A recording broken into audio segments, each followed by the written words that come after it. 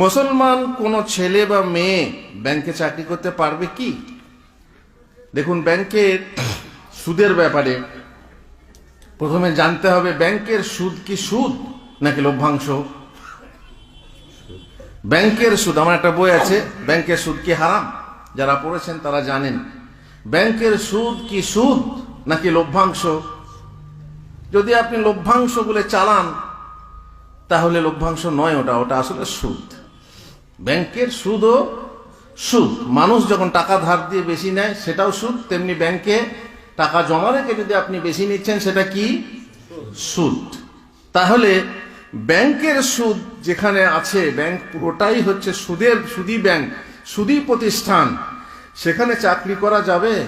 রাসূলুল্লাহ সাল্লাল্লাহু আলাইহি ওয়াসাল্লাম সুদের ব্যাপারে, যে সুদ খায় তাকে লানত করেছেন, যে সুদ খাওয়ায় তাকে লানত করেছেন, যে সুদের ব্যাপার লিখে তাকে লানত করেছেন, সুদের সাক্ষী যে দেয় তাকে লানত করেছেন। সুদ সংক্রান্ত সকল ব্যক্তি অভিশপ্ত।